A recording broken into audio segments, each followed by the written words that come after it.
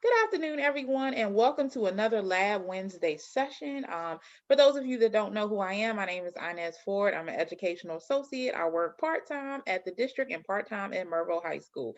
And I am so excited. Here with me is Mr. Heater from NCAA, and he is going to talk to our athletes out there and families of athletes about NCAA, the NCAA clearance process, and we are just excited to share this information with you. So without further ado, I'm going to introduce Mr. Heater.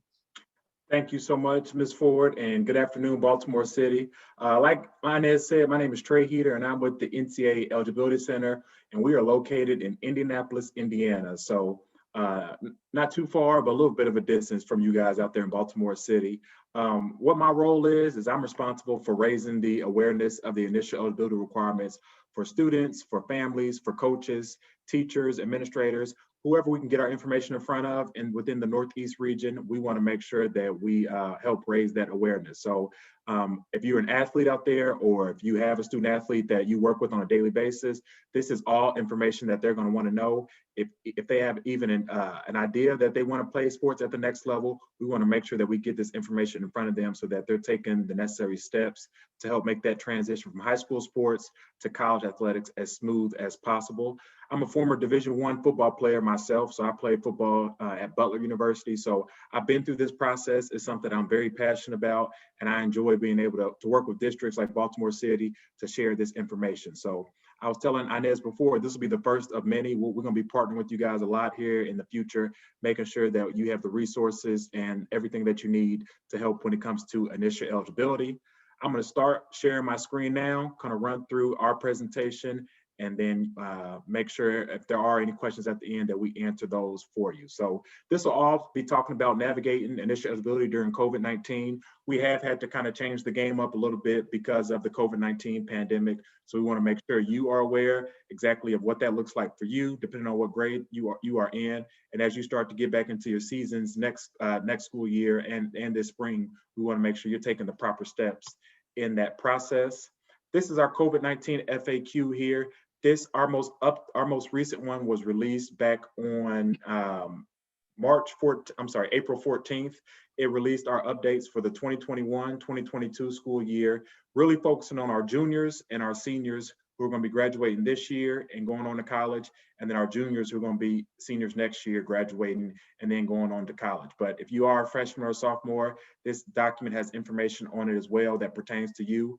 This QR code is live, so if you guys have your cell phones out there, go ahead and take out your cell phone, scan this QR code so that you can get that link directly to your cell phone or your mobile device so that you can have this information directly, and it's going to be something that you're going to need as you go throughout your high school career. So we'll be talking about everything that's in this document, but definitely want to make sure you guys had that information available.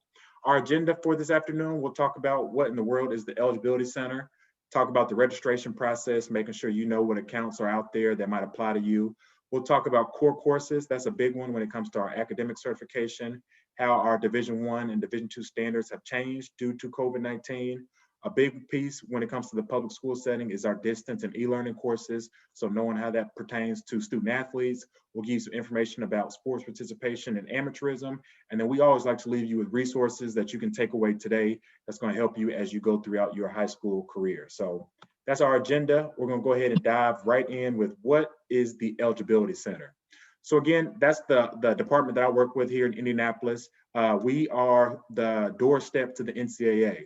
So some of you on Saturdays in the fall, you see those college football players out there competing. In the March, we had March Madness for basketball. We got sports going on all year round. Before any of those sports, those student athletes can compete at those sports, they all have to go through the Eligibility Center. So we're the doorstep, we're the front door to the college athletics. The things that we focus on at the Eligibility Center are academic requirements. So making sure you handle your business in the classroom, taking the right courses and have a high enough GPA. And then amateurism, making sure you're not receiving any benefits that's going to negatively impact your future NCAA eligibility or receiving things at the high school level that other students aren't receiving. So those are the two things that we kind of focus on. We've got teams here at the Eligibility Center who review these different things to make sure that you guys are doing what you need to do at the high school level to make that transition to college as smooth as possible. We've got over 1,100 colleges and universities. I'm trying to think in the Baltimore City area, You guys probably got University of Maryland, not too far from you. Obviously, UMBC is a big one that's out there as well. There's a lot in the state of Maryland and DC area. So those are over 1,100 that we work with on a daily basis. Over 500,000 student athletes are part of the NCAA, and we've got 3 divisions that we serve as well. So a lot of people give a lot of hype to the Division I schools out there, but we also have great Division II schools, great Division III schools, especially as we navigate COVID-19. I always tell student athletes, don't put all your eggs in that Division I basket. If you've got a Division II school looking at you, make sure you give them the time, make sure you ask questions. They've got a lot of great opportunities there for you as well as our Division III schools that are out there. So make sure you keep your options open when it comes to Division I, Division II, and Division III. The registration process, this is probably one of the most important pieces of this entire presentation. If you don't take away anything from it, make sure you know how to get registered with the Eligibility Center. This slide talks about if you want to play college sports, and that's how I always kind of frame this. If you think you have even an idea of you want to play college sports in the future, you need to be registered with the Eligibility Center. I talk to student athletes all the time. Everybody tells me they're going Division I. They're going to be the next big Division I recruit. If you think that's you need to be registered with the Eligibility Center. It is not it is a requirement. It's not something that you can wait to do till you get to college. You have to be registered in high school in order to play at the next level. So keep that in mind. Our website is there, eligibilitycenter.org. That's going to be the website where you're going to go to get registered, to start turning that dream of playing college sports into reality.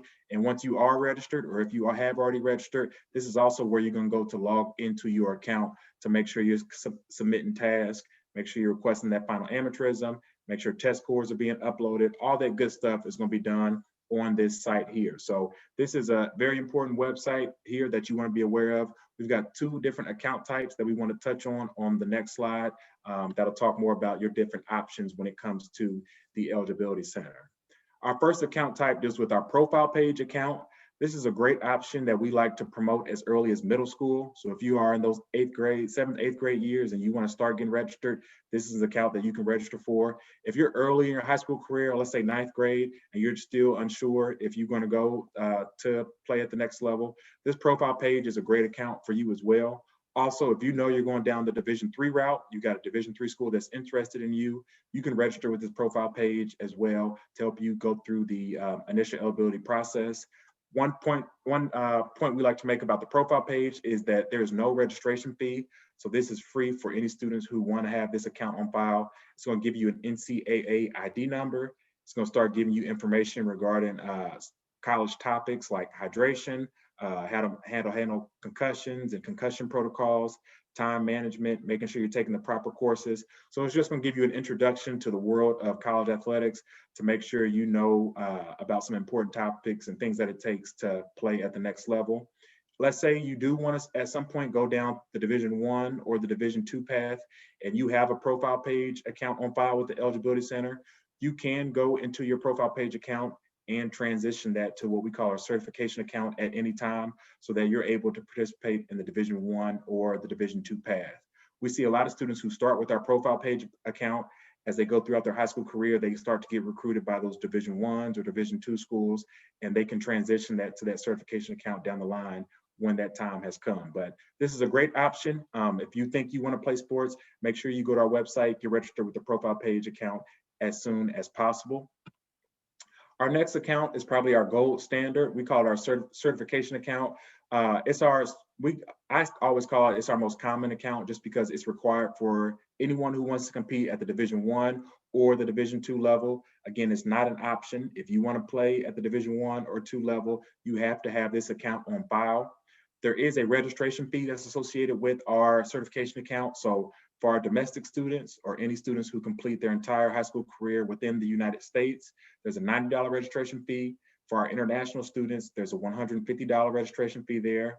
One point we always like to make about that registration fee is if you qualify for free or reduced lunch through Baltimore City, or if you qualify for an SAT or ACT fee waiver, then you're going to get a fee waiver through the Eligibility Center for your certification account as well. So that's something to keep in mind. And how that process works is as you're going through the application process, the last page will ask you how you want to pay for your certification account. Again, if you qualify for free or reduced lunch or SAT, ACT fee waiver, you're going to be able to click the fee waiver option in the drop-down menu. That'll kick it over to whoever your primary or secondary contact is at your high school, and they can submit that fee waiver request on your behalf. So make sure if that applies to you, you take advantage of that fee waiver for you and your families.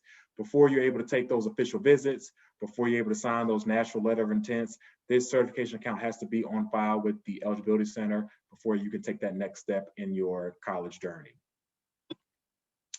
Another piece of the registration process deals with what we call your student dashboard. So once you get registered, you're going to be able to see this. This is your student dashboard. So if you're a staff member, a coach, or an athletic director, a counselor, or if you're a student out there, this is something you want to be aware of. You always want to make sure in the top right corner that that information is accurate. That's not only important for us, but for all the colleges that are able to access our information. You want to make sure your full name, not your nickname or anything like that, or what the boys or what your girls call you. Make sure it's your full name there, so we have that information on file. Beneath your name is going to be your NCAA ID number. That's going to be a 10-digit number that we use to identify you in our system, but it's also something that you can use to market yourself. Start emailing that to colleges that you're interested in, put it in your Twitter bio and your Instagram information so that as college coaches come across your accounts, they can see that you're registered with the Eligibility Center. And then make sure your graduation date and your enrollment date are accurate there as well. So for my seniors that are graduating this year, obviously that grad date would be June 2021. They're planning to enroll in the fall 2021. That's going to be important for the college or university that you plan on attending. And then before you can enroll at a college or university, you have to do what's called request final amateurism. That's also done on your student dashboard here. And on the right-hand side, you're going to go in there, submit that request now so that our amateurism staff can start that review for your account. So this is an important information. You want to make sure you're logging into that student dashboard as often as possible, especially as those tasks and information come in. Another piece of the registration process talks about college admissions.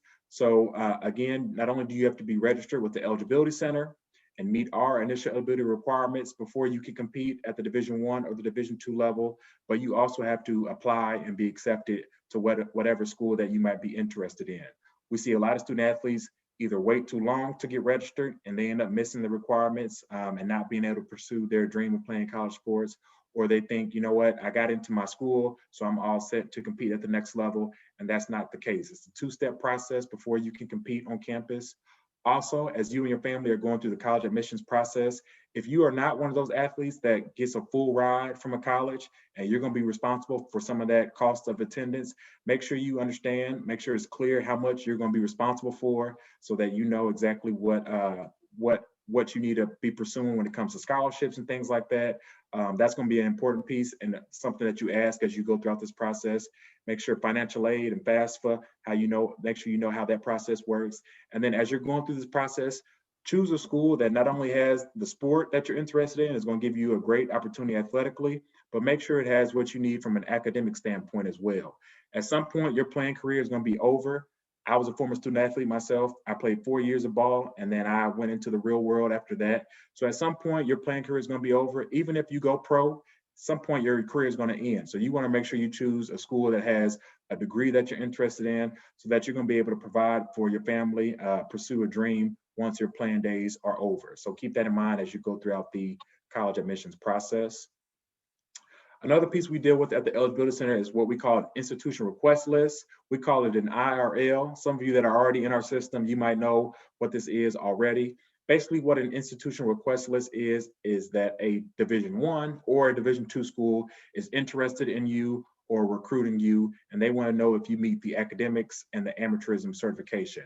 So before our staff at the Eligibility Center can do a certification on your account, you have to be on the school's institution request list before our staff can start that certification process.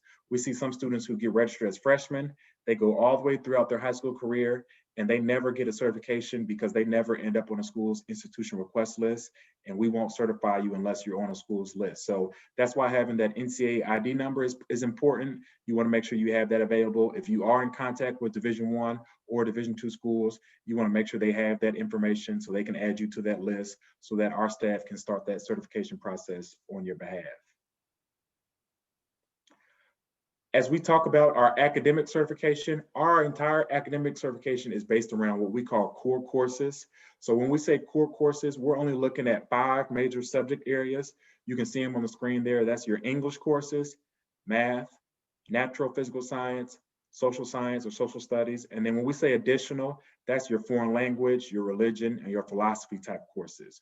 Those are the core subject areas that we're going to look at to see if you meet the core course requirement for Division 1 or Division 2. So throw out your PE, throw out your weight training, throw out your home ec classes, throw out your automotive classes, those elective courses that I know a lot of us participate in. Those are all great classes for Baltimore City, but from an NCAA Eligibility Center standpoint, these are the only core subject areas that we're going to look at. So a lot of times I see kids' eyes get real big when they see that these are the subject areas, because a lot of times we might not be our best in these core subject areas, or we might not give these subject areas the time that they deserve. So just know, as we determine your core course requirements and your core course GPA, these are going to be the core subject areas that we look at. So it's important that you do great in these classes, just like you would in any of your other classes. As you guys are getting registered for classes next year, or as you're talking with your counselors and things like that, one thing you want to be aware of is what we call your school's core course list. So you can go to this website here, eligibilitycenter.org/course list. You can go there, type in your high school to see exactly what your school's NCAA approved core courses are, to make sure you're taking the right courses throughout your high school career.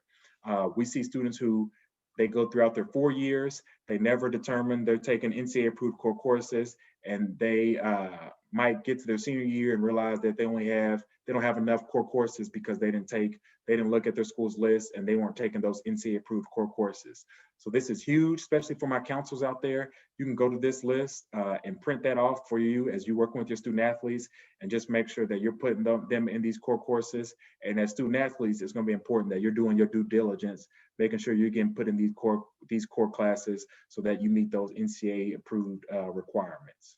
And Mr. Heater, can I ask you one question Yes, ma'am. about the science piece? I remember a few years ago, if I remember correctly, there was a distinction in terms of science. Like it couldn't.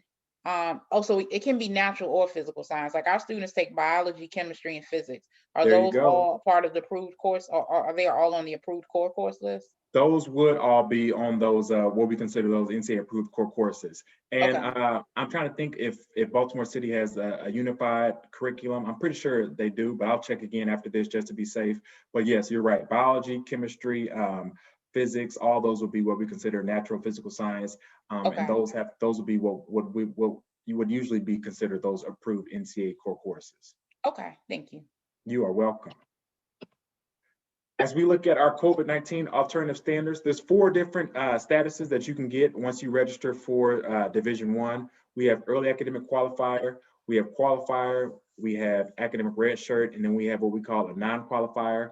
So these slides will break down exactly what you need to do if you're a junior or a senior to meet the COVID-19 auto waiver requirements. Basically what that means is if you meet these requirements, you're going to be able to receive that scholarship, practice, and compete during your first year of enrollment at your school, at your college or university. So you guys can see here, to be an early academic qualifier, basically that tells us, you know what, I handle my business my first 3 years. I've got everything taken care of from an academic standpoint. I've shown them all that they need to see. I'm good to go to compete at the next level. To meet that, you have to have 14 core courses and a minimum core course GPA of 3.0. If you do this before the start of your 7th semester or before the start of your senior year, you'll be able to receive that scholarship, practice, and compete during your first year of enrollment. To be a Division I qualifier, same as early academic qualifier, you'll be able to receive that scholarship, practice, and compete during your first year. To be a Division I qualifier, you have to have something called a 10-7 requirement. That's our core course time limitation. So what that means is you have to have 10 of the 16 core courses completed before the start of your 7th semester, and 7 of those 10 have to be in either English, math, or natural and physical science. And we'll talk about this one more on our core course time limitation slide. To be a Division I qualifier, you have to have 16 core courses completed in those subject areas that we talked about. Have a minimum core course GPA of 2.3. So again, that's throwing out all your elective courses, only those core subject areas. We're going to average those out. You have to have a minimum 2.3 and then submit proof of graduation to our staff at the Eligibility Center. You meet those requirements there, you be deemed a Division I qualifier, eligible to receive that scholarship, practice, and compete during your first year. And Mr. Heater, is that something that coaches genuinely ask about? Like if you're a a junior per se, and you have made a name for yourself athletically speaking, and Right. you're trying to get to that next level, are there coaches that will say, if you're not a qualifier, we're not really interested in continuing the conversation? Like, is that how it works? We always say, and that's a great question, because we always say academic achievement is going to create those athletic opportunities. So yes, if a coach knows a kid is going to be a qualifier, that tells a coach right off the bat, he's going to be able to come in right away, contribute to the team, compete, learn, and help us grow as a program. As what And that's different from on the next slide, Ms. Ford, an academic red shirt. If I know a kid has to sit out that first year because they're not where they need to be academically, a lot of times our coaches might drift away from a kid who might be an academic red shirt, who might not be where they need to be from an academic standpoint, and give that opportunity to a kid they know who's going to be a qualifier, that they know who's going to meet the requirements, and that they know is going to be able to come in that first year and contribute. So we always say, don't set yourself back just because of something that took place in high school. That's one way you can separate yourself throughout this process, is being a qualifier, being an early academic qualifier, because that's who those coaches are going to lean towards. Okay, thank you. You're welcome. That's a great question too. And that kind of leads me into our Division I academic red shirt. So this is a lower standard like we talked about, but it still allows you to receive that scholarship during your first year. It still allows you to practice, but you will not be able to compete in athletics during your first year of enrollment if you have 16 core courses, minimum core course GPA of 2.0. Submit that proof of graduation to our staff at the Eligibility Center. You guys can see here, they don't have that 10.7. They don't have that 2.3 GPA. That's why they'd be deemed an academic red shirt. And then they would have to earn their way to compete during their first year academically at their college or university. So that's something, if you can be that early academic qualifier, if you can be that qualifier, you want to shoot for that. But there is an academic red shirt in place for those students that might meet these standards. And then also at the Division I level, if you don't have the 16, if you don't have the 2.3 or the 2.0, or if you don't meet the 10.7, you are what we consider a Division I non-qualifier. Those student athletes would not be able to receive that scholarship, not be able to practice, not be able to compete. If there is a school out there that still wants you, even after all this, they might be able to provide some relief on their end, but from a competition, from an initial eligibility standpoint, you wouldn't be able to compete during that first year. So I'll say it here again, that academic achievement creates athletic opportunities. You want to be in control of where you end up. So the better you do from an academic standpoint, the more opportunities you're going to have. You want to have a laundry list of schools that are after you because of your academics throughout your high school career.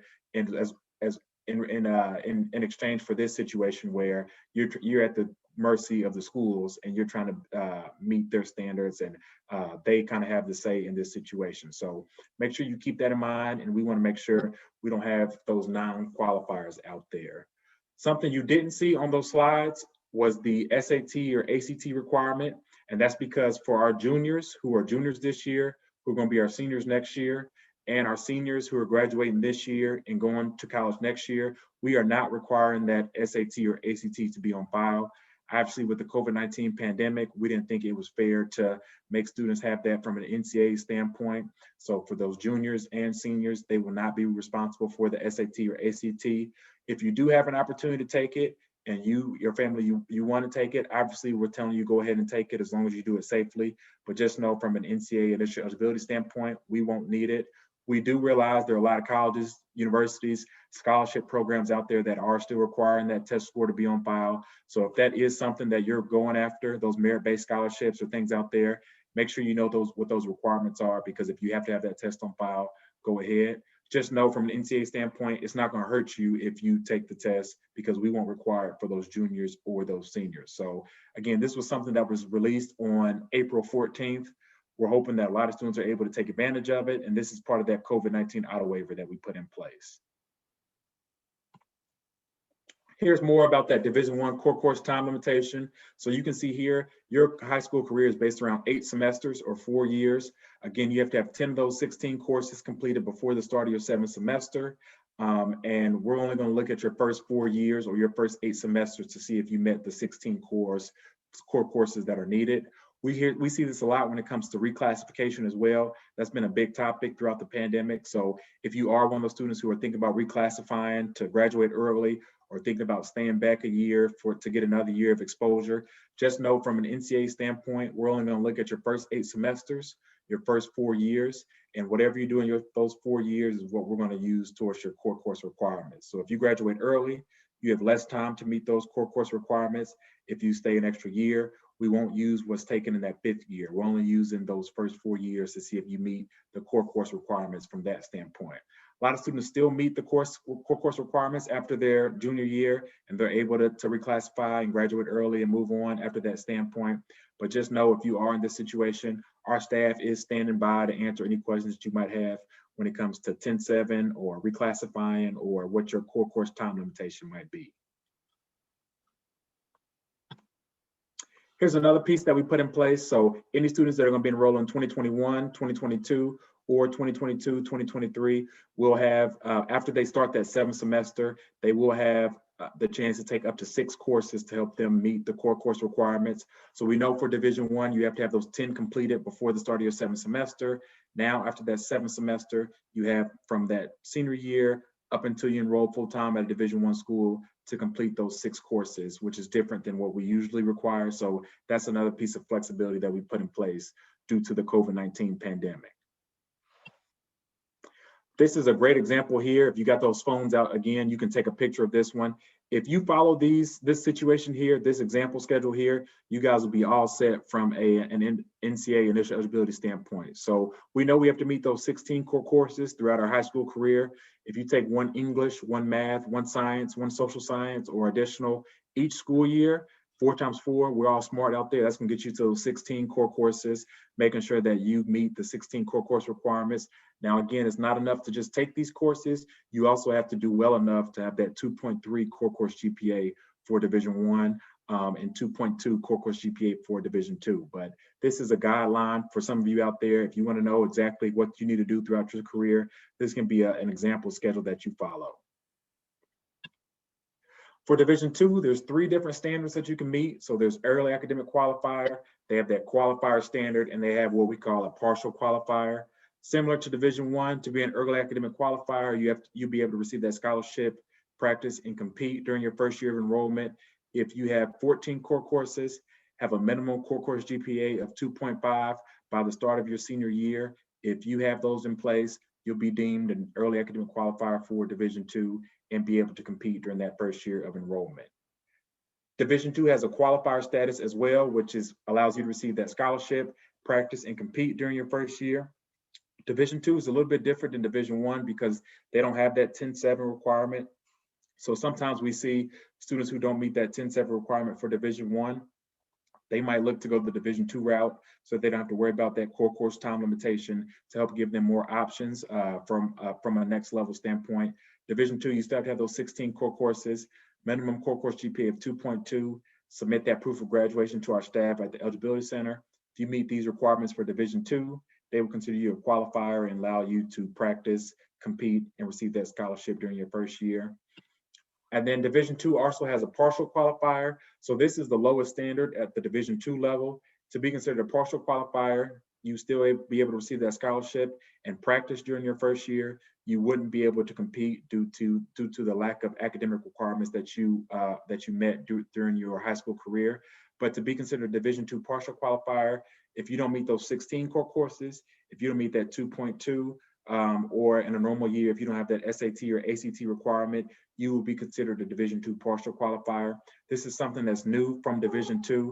They used to have the non-qualifier status, just like Division I, but they got rid of that one so that students will be, the lowest they can be is a Division II partial qualifier. So if you are in that Division I non-qualifier space and you want to look Division II, just know you have an opportunity to receive that scholarship and practice as a partial qualifier while you earn your way to becoming a qualifier throughout your college career. Also at the Division II level, we're not requiring that standardized test, so no SAT or ACT for our juniors who are going to be our seniors next year and then graduating, or for our seniors who are graduating this year, going on to their college university. We're not requiring it for the Division II level as well. Just another reminder, keep in mind there are some programs out there that might still be requiring that test. So if you need that test score to be on file, make sure you take advantage of that. Make sure you do it safely. But from an NCAA standpoint, for our juniors and seniors, we will not be requiring it. So that was something that came out on April 14th. So this kind of wraps up our COVID-19 flexibility. Any students that are going to be graduating this year, 2021, 2022, or are going to be enrolling 2022, 2023, who meet the COVID-19 auto waiver that we talked about, you're going to be in line for that scholarship, practice, and compete. So this is again for our juniors or for our seniors. You want to make sure that you're meeting these requirements from an NCAA initial eligibility standpoint. We did kind of want to speak to our other classes out there. So let's say you're a freshman this year or a sophomore, kind of what the standard is going to look like for you. Everything that we talked about on those slides will still pertain to you as freshman or sophomore. The only thing that will be different is you will be required to have that SAT or ACT test score on file. So we are hoping, obviously, within the next couple of years that we'll be back to whatever our new normal looks like. We're hoping that students can take the test safely and that we'll be able to have that test score on file for our freshmen and sophomores who are going to be our juniors and sophomores next year. So juniors and seniors get that COVID-19 auto waiver. Freshmen and sophomore, our plan is to go back to that. But I will say if things don't get back to what we know or what we expect, then our staff has shown that we are willing to look at these issues and make changes if changes are needed to be made. But these QR codes are live for you guys as well. If you're a freshman or sophomore out there, just so that you know exactly what you're going to have to meet when you get to this level as you go throughout your high school career. And Mr. Heater, for the freshmen and sophomores, because you said they have to have the test on file, is there a minimum score that they need at this point, or is it just they have to take it? That's a great question. So on these QR codes, if you scan them in, it'll actually take you to what we call our sliding scale. So it depends, it kind of tells you what the score you have to have based on whatever your GPA is. Oh, so okay. It's a sliding scale, and it's a great question. I'm glad you brought it up because I forgot to mention that one. The higher core course GPA you have, the lower SAT or ACT test score that you're going to need for an NCAA initial eligibility, and vice versa. The higher test score that you have, the lower core course GPA that you're going to need for NCAA purposes. So you can look at this slide on these QR codes. It'll take you to that resource. You can look at your core course GPA, whatever that is, and that'll tell you exactly what the minimum SAT or ACT test score you will need. But that's a great question for them to know and understand. So again, these QR codes are live, so make sure you guys are scanning those in and getting that information if you are a freshman or a sophomore out there. If you are one of those students who want to go down the Division III route, again, we have a lot of great Division III schools out there.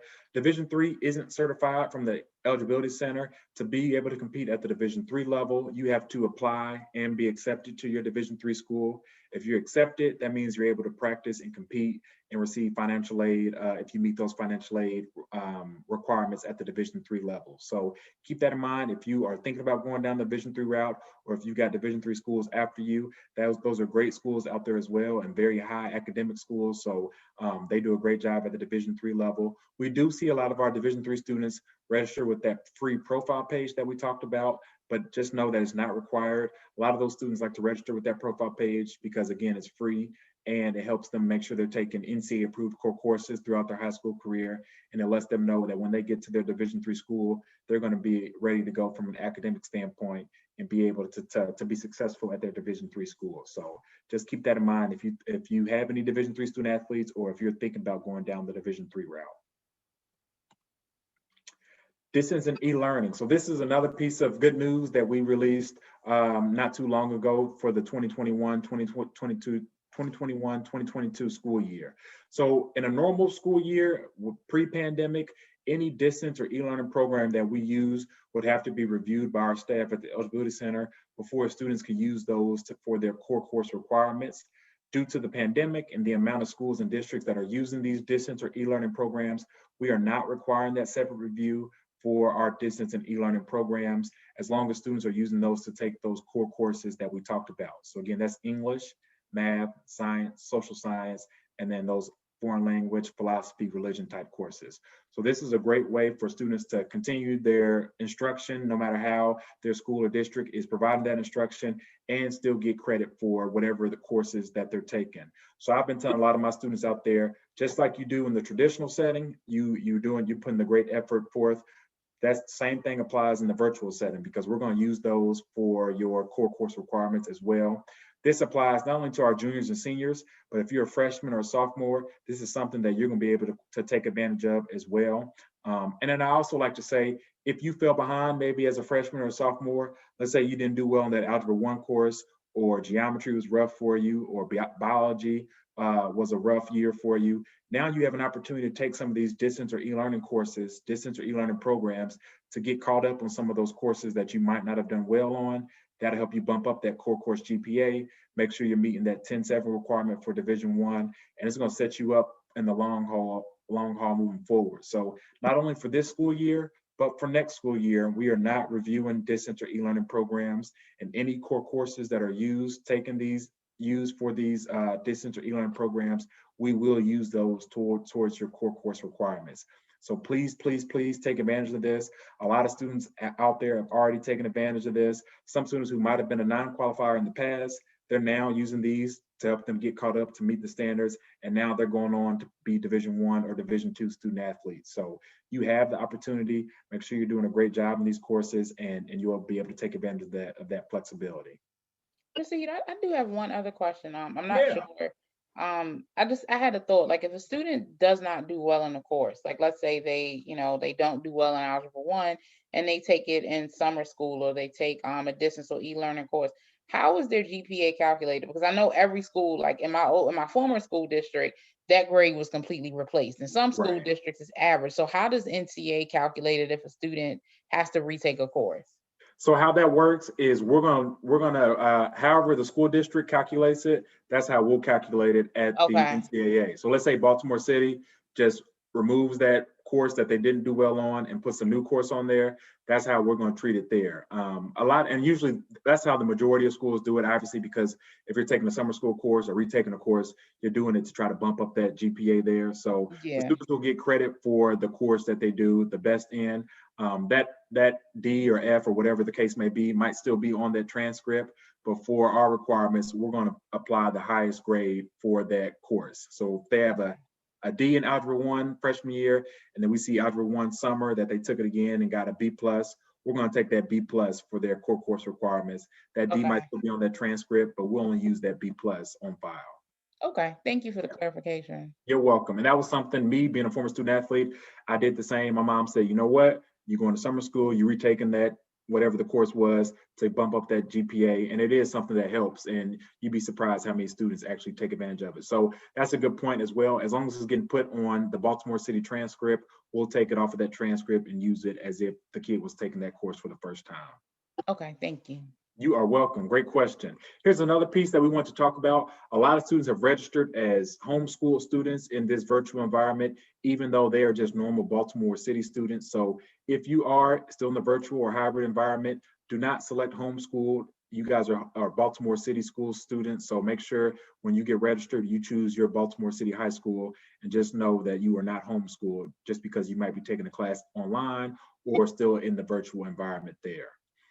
So that piece kind of wraps up the academic portion of the presentation. We'll now kind of dive into amateurism, things that you need to be aware of as you go throughout your high school career from an athletic standpoint, things that you want to avoid that's going to help you make sure you don't impact your eligibility moving forward. So this is another part of the review, not only academics, but amateurism. These situations on the screen are all things that we would consider an amateurism red flag. So obviously all those things would cause us to ask more questions throughout your review, or to reach out to your high school, to reach out to your counselors to get more information about what exactly took place. One thing I want to make you aware of, one of those is prize money above actual and necessary expenses. So we know you guys all participate in 7-on-7 teams, AAU teams, club teams, travel teams, all that good stuff, and that's perfectly fine. And while you're participating on those teams, they're able to pay for food, things like hotels and lodging, let's say travel, and any equipment you might need to participate in those events. All those will be considered actual and necessary expenses. Let's say you go to a tournament and your team wins the tournament and they want to write you a check for a certain amount of dollars. That would be considered above actual and necessary expenses. So that would be something that we would consider a red flag. If that's something that pops up in your review, we might reach out to you, because that is something that is not allowed from an amateurism standpoint. So take a look at these different scenarios. If you know anything about this, or if you have a question about any of these, reach out to our staff. I'm gonna put our phone number up on the last slide so that you have that available. But we answer questions about amateurism all the time. We just want to make sure you guys are being smart throughout your high school career, not doing something that's going to mess up your 4 years of college and make you give up any of your seasons of competition because of something that took place throughout your high school career. So keep that in mind from an amateurism standpoint. Again, our customer service staff is amazing. They'll answer any questions that you have. We'll put that number up at the end of the presentation so that you guys will have that available and you can reach out to them or myself directly and we can answer whatever those questions might be. Another piece of the amateurism standpoint deals with sports participation. So for those of you that are registering with that certification account, you're going to be asked what sport you plan on playing in college. Obviously, you want to make sure you select that because that tells us what questions we need to answer. Any teams that you participated in, if you started ninth grade year at one school and you transferred to Baltimore City for your sophomore or junior year, make sure you're listing whatever high schools that you've attended throughout your high school career there. And then also any AAU or any other teams that you participate in. Those are all things that we need to be aware of. Just keep in mind from an amateurism standpoint, over 94% of our student athletes get through this process without any issues. And I always like to give the schools in the district credit because they help students throughout this process. They give us all the information we need up front and we don't have to do a lot of information tracking on the back end. So give us all the information we need up front. We 9 times out of 10 won't have any issues, and if we do, we'll be sure to reach out to you to get those issues cleared up before you go to that Division I or the Division II level. Some things that you guys can apply as students and as staff members in Baltimore City. These are all things that we want to make you aware of. Again, the biggest one is registering with the Eligibility Center. Again, that's eligibilitycenter.org. Go to our website, get registered with either that profile page or that certification account. Again, if you qualify for free or reduced lunch, don't worry about doing the profile page. Go straight to the certification account because we'll give you a fee waiver for that certification account. Once you are registered, start sharing that with that ID number with any schools that you might be interested in. That's going to help you start that recruiting process. Make sure you're applying and choosing schools and being accepted to any schools that you're interested in. One thing about amateurism we call request final amateurism. So if you're a senior or if you're enrolling at your school next year, or if you're a junior and going to be a senior next year, this is something that has to be done before you can go on to your college. You have to go in your account and request final amateurism. That starts April 1 if you plan on enrolling in the fall. And if you plan on doing a mid-year enrollee or graduating high school early, you can actually start requesting final amateurism October 1st. This allows our amateurism review team to review your account, make sure that you're certified before you go on to the next level. But this is something that has to be done before you can enroll at your college or university. For my counselors and staff members out there, if you are responsible for submitting those transcripts for your students, make sure you submit those to us after they graduate. We almost say get in the habit of submitting those after every school year, just so if they are an early academic qualifier, we have that information on file, or if they are taking the wrong courses, we can see that early in their high school career and make sure they're planning accordingly so they're taking those NCAA approved core courses.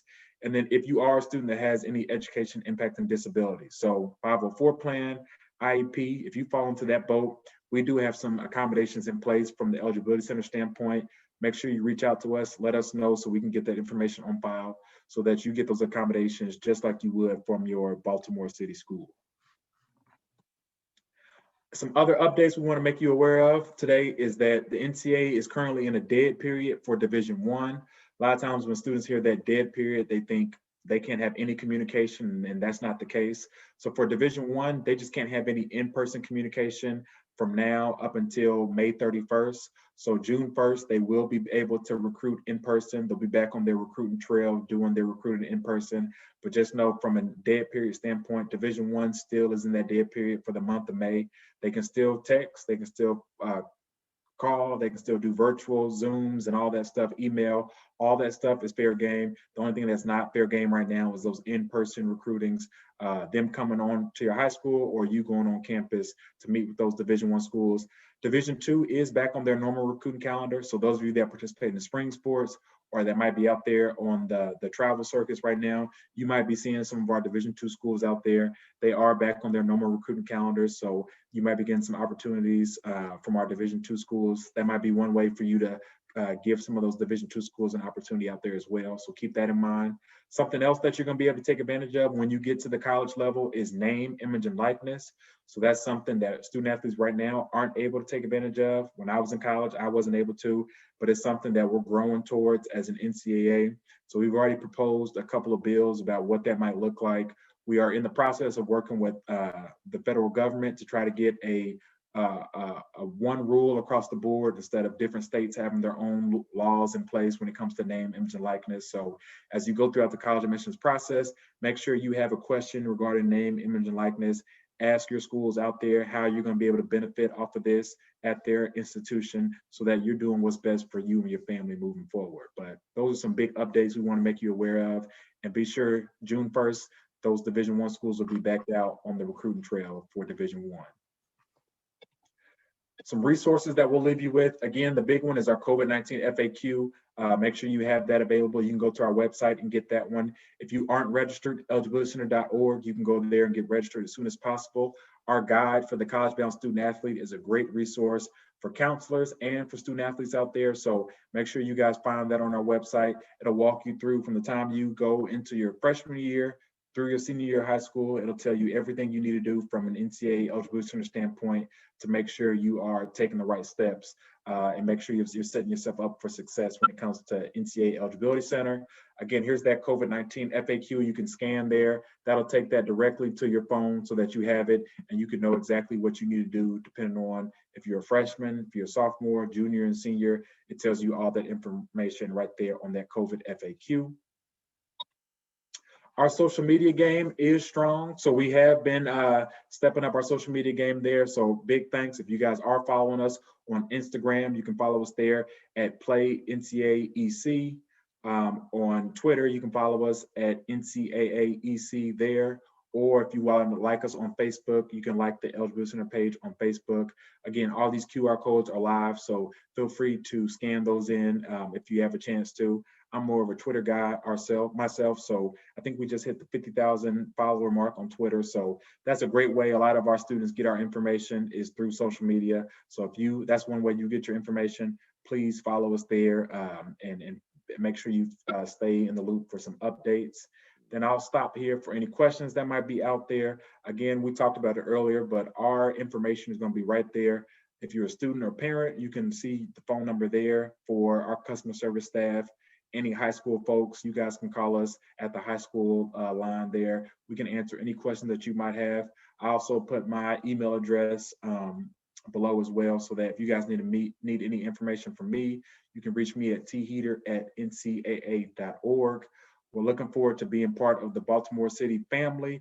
Again, next year, we're hoping to be doing a lot more of these presentations in person, visiting some of your high schools and making sure you guys are getting this information. But make sure you know this. If I would say anything, don't wait too late to get registered. If you think you have what it takes, or if you want to play college sports, go get registered today so that you're not messing up your chances down the line, or when those schools start coming after you, you've already got your information in line and they can add you to their list and start that process with you. So do not wait. Go get registered today. And if you have any questions, don't hesitate to reach out to our staff at the Eligibility Center. Thank you.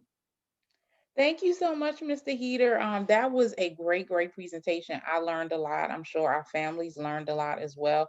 And thank you for providing your email address, because that's really important. Students, if you have questions, families, if you have questions, please, contact the phone number or contact Mr. Heater. It's a big deal to have someone that works for the NCAA in your contact list. So please take advantage of that. And remember what Mr. Heater said in terms of the academics opening up athletic opportunities. Coaches are not necessarily going to want to meet with you if you do not meet those athletic requirements. So please do well in your classes, do well in class, so that you have all the opportunities that are available to you athletically speaking. Okay, so do well on the field, but do well off the field as well. Okay. And that's just what I want to leave you with. Mr. Heater, do you have any parting words before we go? Parting words. I just want to give a big thanks again to you, Ms. Ford, for providing us with the opportunity. We love Baltimore City. It's a lot of great talent out there. So this won't be the last time you see me. Again, use us as a resource where we make sure we get all the information that you guys need out there to you. And we look forward to visiting Baltimore City here in the upcoming school year and helping out in any way that we can. Thank you. Thank you.